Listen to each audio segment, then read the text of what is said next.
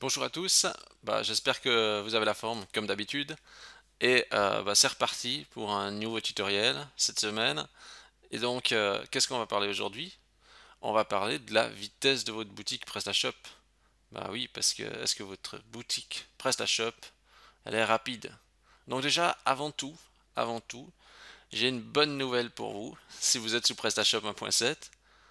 Normalement aujourd'hui, je devais faire un tutoriel pour optimiser le fil d'Ariane. Donc c'est le fil qui est les liens qui sont en haut, par exemple quand vous êtes dans une catégorie ou dans un produit. Je vais vous proposer un tutoriel pour optimiser ça et je vais regarder dans le code de PrestaShop et c'est déjà optimisé.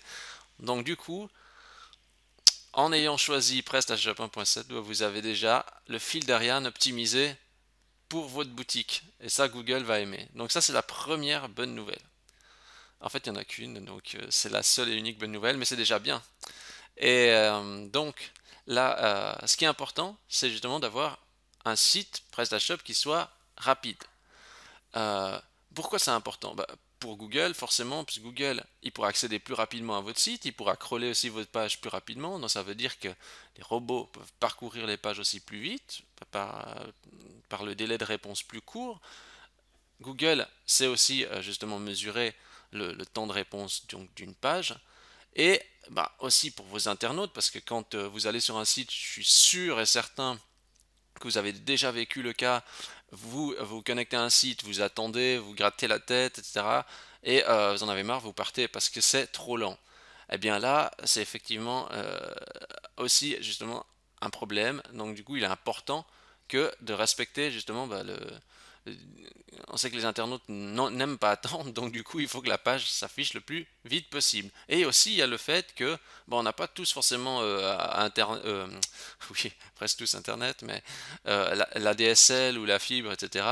Et donc ce qui est important, c'est que justement le site puisse se charger rapidement, même sur des connexions à faible débit. Typiquement, quand on est avec un mobile, combien de fois on a déjà vécu le cas, c'est lent, le site met 1000 plombes à s'afficher, c'est un cas qui est justement récurrent.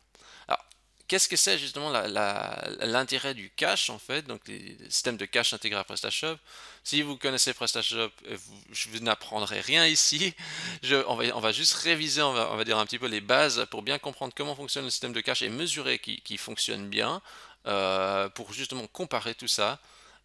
En fait, le système de cache permet d'éviter donc à PrestaShop de communiquer de manière trop importante donc avec la base de données. Donc il va déjà limiter une partie de l'échange entre les fichiers et la base de données. Et on va dire toutes les informations qu'il connaît déjà et qu'il n'a pas besoin de recharger à chaque coup, eh bien il va les mettre dans un fichier de cache pour justement éviter de passer par le processus de génération du code qui, je ne sais rien, si par exemple vous avez un menu, eh bien, vous n'avez pas besoin de, à chaque affichage de menu, de recalculer, de voir où sont les liens, où sont les sous-menus, etc. Une fois qu'il a affiché une fois, on va dire pour 10 minutes ou une heure, en tout cas c'est bon, il n'a pas besoin de régénérer ça à chaque affichage. Et le but justement, c'est de prendre tout ça, de stocker dans un fichier, et plutôt que de réinterroger le serveur tout ça, il va juste chercher le fichier avec toutes les informations dedans. Voilà. En gros, le système de cache permet de faire des raccourcis pour aller chercher les données, et donc l'affichage est plus rapide. Et puis,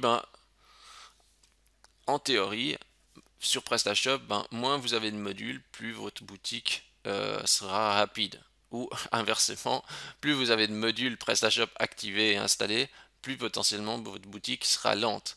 Ce que vous comprenez, c'est que quand la boutique PrestaShop s'affiche, elle se charge, elle passe par étapes, donc ça charge l'entête, etc. Et puis après, ça charge tous les modules, tac, tac, tac, ça passe au travers de chacun des modules. Donc plus il y a de modules à activer, plus il doit passer au travers de modules, plus il doit charger les comportements, etc.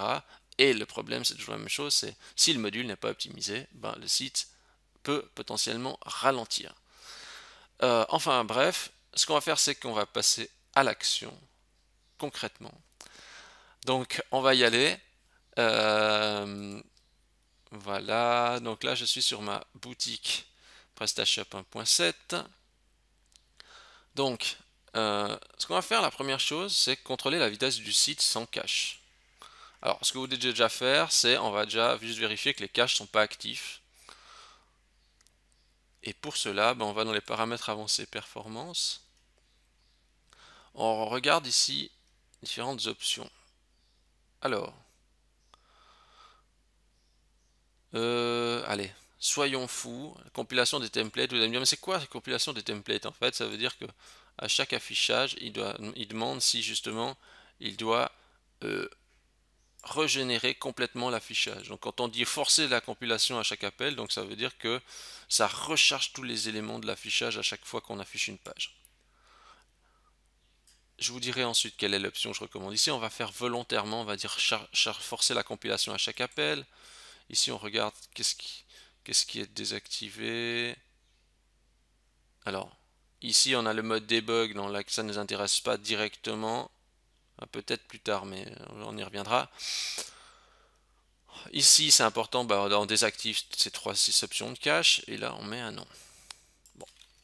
Ce qu'on va faire, c'est que maintenant, on va juste sur le site, on appuie sur la touche F12, donc si vous êtes dans Google Chrome, et on charge la page. Donc normalement, vous avez la console qui s'affiche comme ça, vous allez dans l'onglet Network, et on charge la page.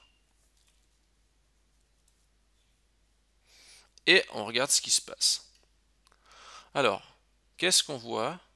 Vous voyez que c'est écrit ici 2,54 secondes. Temps de chargement de la page. Je recharge. 2,54, 2,48, 2,49. En fait, vous voyez, le temps n'est pas toujours exactement identique, hein.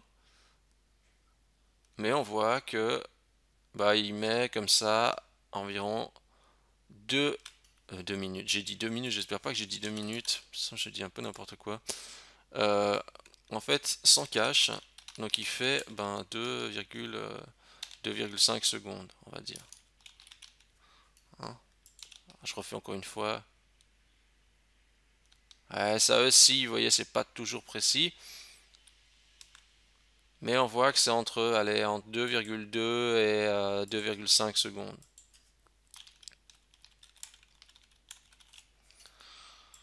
Et le volume, donc la taille, volume de données, on voit, c'est écrit là, c'est 1,8 MB. Bon. Maintenant, le volume de données restera toujours pareil de toute façon. Maintenant, ce qu'on fait, c'est qu'on fait le même test avec le cache. Donc, ce qu'on fait, alors ici, vous avez toujours, en principe, moi je mets toujours cette option. Je mets jamais la première option. Pourquoi? Parce que j'aime bien, là c'est écrit recompiler les fichiers de template s'ils ont été mis à jour. Donc, logiquement, si vous faites un changement dans le template, PrestaShop va faire le rechargement automatiquement. Ne jamais recompiler les fichiers template, ça c'est le genre de truc qu'après on se dit mais pourquoi il y a quelque chose qui marche pas ou pourquoi ça se charge pas à l'affichage parce que c'est cette option là. Celle-ci c'est un bon compromis et moi en principe j'utilise cette option là qui est à mon sens la plus judicieuse. Ici on a 3 options encore en dessous. On a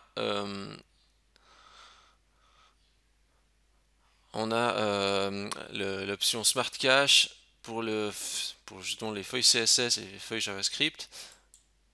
Et une optimisation aussi pour Apache, justement, c'est écrit ici, il sera complété automatiquement avec des directives améliorant le cache et la compression. Donc ça ajoute en fait des règles dans le fichier htaccess pour justement optimiser. Vous n'avez pas besoin forcément de comprendre ce qu'il va faire comme nouvelle règle, bon, on pourra jamais jeter un coup d'œil.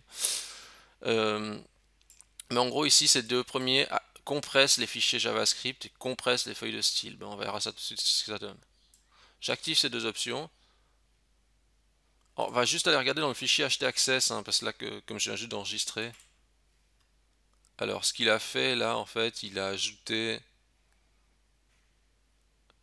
à mon avis, il a ajouté ça, deflate. Cette option là qu'il a ajouté pour la compression, d'ailleurs, pour vous dire exactement ce que ça fait, deflate. C'est un algorithme de compression. Juste voir qu'est-ce qu'ils nous disent précisément pour ça. Ce que vous devez comprendre, c'est qu'en fait ces règles permettent la compression en fait des informations lors de lors du chargement. Mais en tout cas, vous voyez, en fait, ces règles sont ici dedans. Et elles sont déterminées pour justement le CSS, le JavaScript et d'autres éléments. Ah ouais, d'autres éléments, ouais, d'autres un peu moins connus comme les fontes, etc. Mais bref, là on rentre un petit peu trop dans le détail. J'ai juste fait ça, donc j'ai juste activé ces options. On voit que les règles ont été injectées. Maintenant, ce que je fais, c'est que je reteste la même chose pour voir s'il y a une différence ou pas. On voit que, bah justement, en tout cas la première fois, il a mis pas mal de temps. Vous avez vu, il a mis 8 secondes, hein, beaucoup plus lent qu'avant. Mais c'est possible parce que c'est la première fois qu'il charge, hein. Donc au premier chargement, il a mis 8,37 secondes. Avec cache, bah vous voyez, premier chargement, eh ben, il a mis justement 8, ouais, 8K, ouais, 8,5 secondes. Je recharge ma page. Et là, en fait, si on regarde, 1,32, 1,31, 1,31, 1,24, 1,34, 1,26. Vous me faites pas le gag du loto, hein, du carton, hein. Alors, en tout cas, euh, on voit que c'est vers 1,30. Quelque chose comme ça. Donc, avec cache, je vais mettre xème chargement. Je mets 1,3 secondes. Alors, si on regarde quand même là entre avant et après, bah, vous voyez quand même qu'il il y a plus d'une seconde en fait d'écart. Et en fait, bon bah ici ça paraît pas trop probant, mais en fait c'est quand même assez important au niveau de la différence. Donc on voit qu'en fait le système de cache ici, il joue un rôle quand même important et qu'il y a un réel intérêt à l'activer. Euh, Par contre, ce qu'on constate, c'est qu'en fait au niveau des données chargées, bah, le volume il est toujours le même, hein. Donc le volume est toujours le même, mais il a réussi à charger plus vite grâce à justement à cette optimisation du cache. Alors, l'autre chose qu'on va faire maintenant, c'est comment, mais aussi comment expliquer qu'il a réussi à charger ça plus vite aussi. Bah, il y a déjà des explications, hein. Vous voyez, en fait, si on va dans le code source, puis on regarde par exemple un fichier du thème, regardez, bah, en fait, le fichier, il est tout comprimé, il est tout en un seul bloc, il est donc plus petit, il y a moins d'espace, etc. Tout a été enlevé, tout a été compressé. Moins d'espace égale fichier plus petit égale fichier plus léger, et fichier plus léger égale fichier qui se charge donc plus vite. Et c'est la même chose pour les fichiers JavaScript. Par contre, ouais, j'ai fait la remarque là, c'est avant dans PrestaShop il y avait une option qui compressait encore tout le code HTML restant en une seule ligne. Ben, il dirait qu'il n'y a pas encore ça dans la version PrestaShop 1.7. Ça viendra peut-être. Vous voyez, tout ce code là il pourrait être comprimé encore, mais on dirait qu'il n'y a pas l'option actuellement. Ben, pour le fichier JavaScript, c'est la même chose, hein. Regardez, voilà, on a tout ça qui est comprimé. Bon. Euh, Vous allez me dire, ah oui, mais t'as pas activé toutes les options, hein. Ici, il y a une option cache en fait qui est tout au fond. Alors là, là, ça dépend de votre serveur. Alors en principe, ça, il faut bien regarder avec votre hébergeur s'il a l'extension ou pas. S'il n'a pas, vous pouvez lui demander d'installer une extension. Euh, Justement, vous en avez plusieurs. Vous avez même cache, APC, Xcache. Bon, en gros, il faut que l'extension soit activée sur le serveur et on fait oui et on fait enregistrer et normalement, de nouveau, ça rajoute un petit boost. Attention, ce qu'il y a, c'est que moi, cette méthode, ben, je suis pas trop fan parce que aux clients qui, des fois, qui l'ont mis en place, ça met un peu trop de choses en cache. Ouais, là, des fois, c'est un peu extrême. C'est que moi, je m'aperçois que des fois, à l'utilisation, quand le marchand il doit travailler régulièrement sur sa boutique, etc., quand il a cette option activée, eh ben, ou même si on doit faire des petites adaptations, des petites modifications. Avec ça, des fois, on a des mauvaises surprises, on a des infos qui s'actualisent partiellement ou à moitié. Et c'est pour ça que je suis moyennement fan. Par contre, hein, je dis bien, si vous avez un gros site e-commerce, vous commencez à avoir vraiment des problèmes de performance et tout ça, que vous avez vraiment besoin d'une optimisation, eh bien, euh, eh bien, je vous conseille justement d'activer cette option. À ce sujet d'ailleurs, je vois que là, j'ai mis la compression, mais j'ai pas mis. Je m'excuse parce que j'ai pas mis ça. J'ai cru que j'avais coché la case. Ah, mais non, bah, c'est encore comme ça, c'est encore mieux. J'avais pas activé justement la case principale du cache. Je la mets maintenant. Euh, je sais pas pourquoi j'ai pas regardé quand j'ai cliqué là. Donc il y a cette case du cache qu'on met oui, hein. Euh, Là, on a d'autres options, donc multiserveur non. Si, on va prendre toujours système de fichiers. Moi, je prends toujours l'option système de fichiers, vider le cache chaque fois qu'il y a une modification. Bah, c'est très bien, parce que comme ça, en fait, on va pouvoir faire une comparaison avec cache. Je vais mettre CCC, donc qui est la compression, hein, et puis je vais mettre avec cache.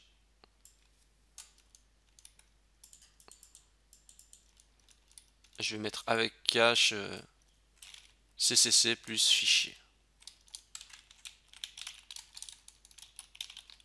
Logiquement, ça devrait encore descendre en fait. Regardons. Alors 2,5 secondes. Ça n'a pas l'air mieux, mais c'est peut-être passé le premier chargement. 1,04. Regardez, on est en train de passer au-dessous de la seconde. 975, 923. Donc on est en dessous de la seconde. Une seconde. Ah, on est plus souvent en dessous de la seconde. Et là, en fait, donc on est à 0,9 secondes. Voilà.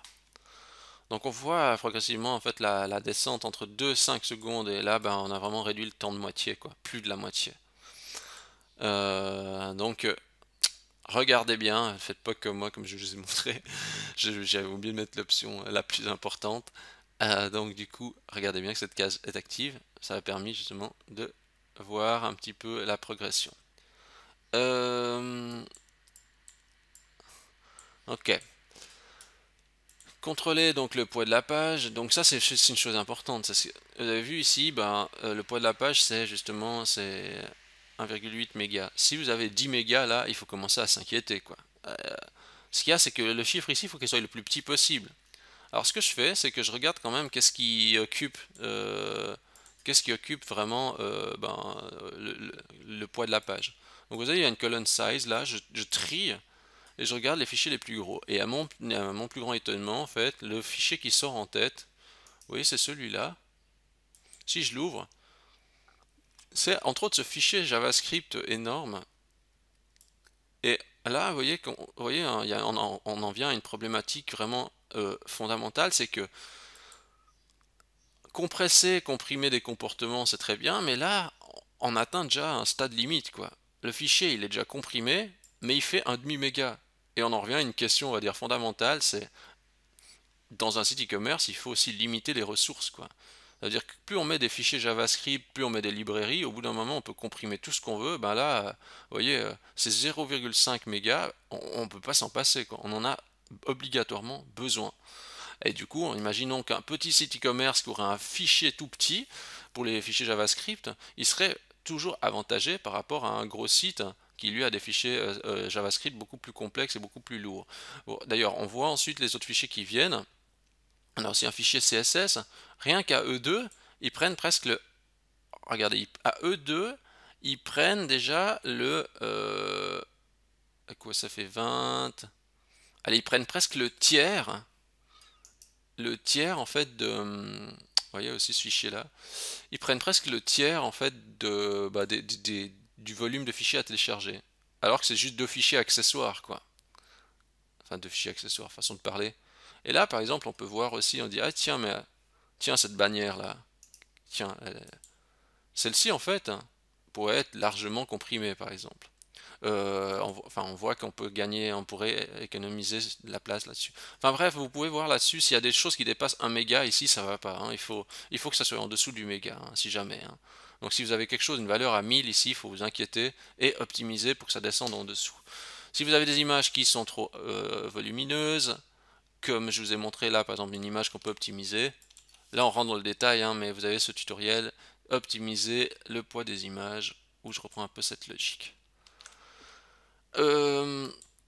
L'importance d'avoir un bon serveur. Bah oui, parce que c'est toujours la même chose, hein, je veux dire, vous pouvez pas gagner une course avec une épave, en gros. Euh, donc, ce qui est important, c'est que si vous avez un très bon serveur, ben, et qui est vraiment performant, ben, forcément, ça va aider pour le chargement du site, quoi. Maintenant, si vous mettez sur un serveur discount parce que vous voulez économiser un peu, c'est une mauvaise chose. Donc, pensez à prendre vraiment un bon serveur chez un hébergeur qui a une bonne notation et qui propose un serveur avec un bon répondant. Ça, c'est vraiment important. Euh, alors, aller vite, ça c'est très bien, mais encore, bah, faut-il prendre des fois le problème dans le bon sens, parce que des fois, c'est aussi comprendre qu'est-ce qui ralentit le site. Parce qu'optimiser un comportement qui est pas optimal, enfin optimiser un comportement, on va dire, enfin, mettre des systèmes de cache pour faire du cache misère, parce que des fois c'est ce qu'on fait, hein. Parce que des fois il y a tellement de choses à faire qu'on se dit ah non mais on met un système de cache par-dessus, puis on ferme les yeux, puis on dit ça va vite, puis voilà. Mais des fois même ça suffit plus. Il faut heurter à la réalité et comprendre la cause de lenteur. Donc avoir un site rapide, c'est aussi comprendre pourquoi il est lent. Comment on fait pour comprendre comme il est lent? Bah, j'ai déjà expliqué ça une fois, mais on va juste refaire un petit tour. On va en fait dans le fichier config define.inc.php et là on peut activer le mode du profiling qu'on met à true. En fait, ce mode profiling permet d'afficher une console supplémentaire en dessous, justement de la page du site. Alors, ce que je vais juste faire ici, c'est que je vais juste désactiver les caches, hein, parce que j'aimerais bien qu'il me fasse un chargement un peu, parce que là, sinon, il va passer par les caches, et puis ben, les valeurs que je vais avoir seront pas forcément optimales. Bon, là, il m'a fait ça aussi pour le back-office, hein, c'est pas génial. Alors, écoutez, je vais juste désactiver, juste temporairement, cette option pour que je puisse juste désactiver les caches, parce que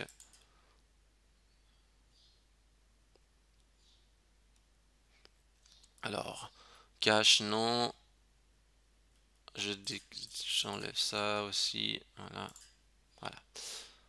Et puis je réactive le profiling et je regarde qu'est-ce qui se passe. Alors, par exemple, vous êtes dans un cas, vous dites le site il est pas très rapide, je comprends pas, il est lent, etc. Marche pas bien. Bon. Euh, alors ici, qu'est-ce qu'il dit? Il dit euh, non, mais bah, en gros, en fait, il dit que bah, que votre hébergement il est pas top quoi. Un toaster. Bon. Euh, des fois le message change en fait en fonction du temps de chargement, mais en gros il vous dit que bah, vous avez un hébergement nul quoi.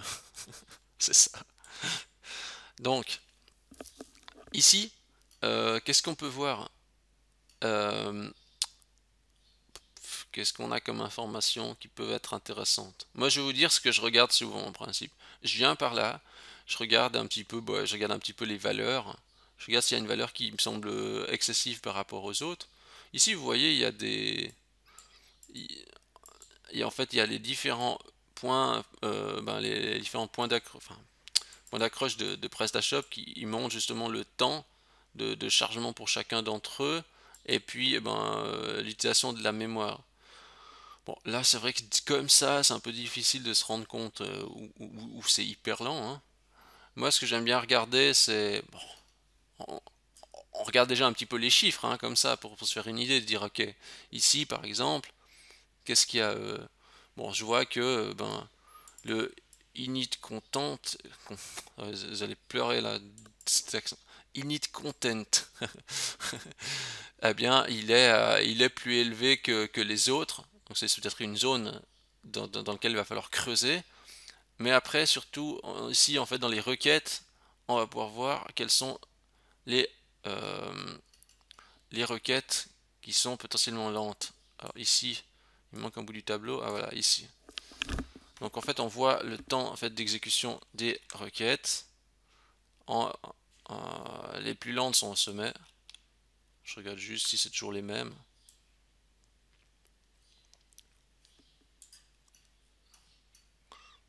Alors, il me semble que c'est encore assez rapide, tu vois, parce que des fois c'est plus long que ça.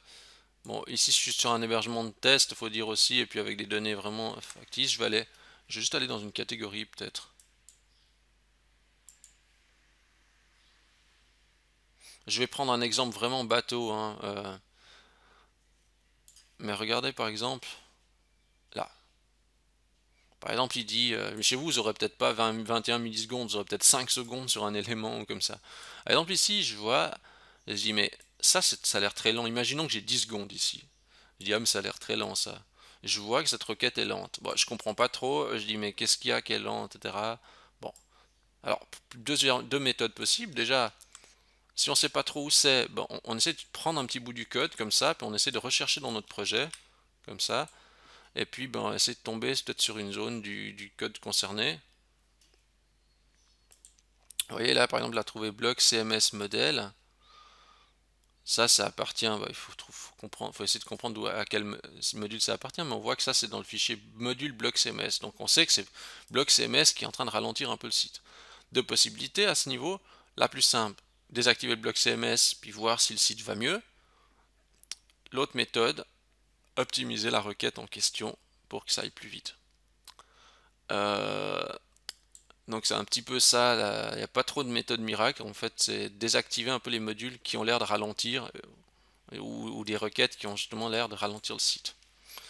Alors, sincèrement, je dis bien là, quand on arrive à ce niveau, c'est déjà un niveau d'optimisation élevé, hein. Je fais pas ça tous les jours, mais des fois, dans certains cas où le client me dit je comprends pas, c'est lent à chaque chargement de page, bah, des fois, je peux m'apercevoir que il y a un module qui peut freiner les autres, freiner le chargement du site. Mais des fois, ça passe aussi par l'étape de je désactive un module un à un, tous les modules du back-office pour voir s'il n'y en a pas un qui est en train de ralentir, comme c'était par exemple le cas une fois pour Mailchimp, qui faisait de la synchronisation à distance, mais là, la requête n'était pas lente, hein, c'est juste qu'il mettait du temps à se connecter avec le service à distance. Voilà. Là, franchement, il y a après une question de chance, un peu de question d'expérience aussi qui des fois entre en compte. Et voilà, et puis ben la finalité de tout ça, c'est que quand ben, on a mis tous ces caches en place et puis qu'on veut encore aller plus vite, aujourd'hui, moi je fais ça, je prends cache, non, je suis pas en train de faire de la publicité, genre touche une commission et tout ça, mais moi je prends page cache de PrestaShop Add-on. C'est quoi, c'est page cache, hein. Je trouve que c'est le plus. D'ailleurs, il vous montre bien, il y a page cache Ultimate, il montre bien le temps avant et puis après, c'est vrai qu'il y a un gain de temps important. Et c'est vrai que bah, ça fonctionne plutôt bien et c'est, on va dire, la couche que je rajoute en fait à la fin quand tout le reste est déjà optimisé pour gagner plus en vitesse, quoi. Et ça marche assez bien.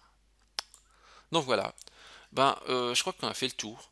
Alors, on n'a rien vu de fou, mais on a surtout essayé de comprendre comment marche le système de cache. Comprendre comment ça marche, c'est aussi plus facile après pour se faire une idée, pour optimiser sa boutique et mieux comprendre les mécanismes que si on se dit, ben oui, module de cache, on fait confiance et puis on sait pas trop ce qu'il fait ni comment et on n'a aucun moyen de contrôler. Donc voilà. Si vous avez aimé cette vidéo, je vous invite à liker la vidéo. Si vous avez un commentaire à faire, n'hésitez pas à ajouter un commentaire en dessous. Vous pouvez vous abonner à la chaîne YouTube. Vous pouvez dans Google noter Webax 5 étoiles, ça me fait très plaisir. Tapez Webax, W-E-B-B-A-X et vous pouvez mettre 5 étoiles, très content. Et je vous remercie pour votre fidélité, pour votre soutien. Et sur ce, je vous dis bonne semaine et on se dit à la semaine prochaine, comme d'habitude. Merci.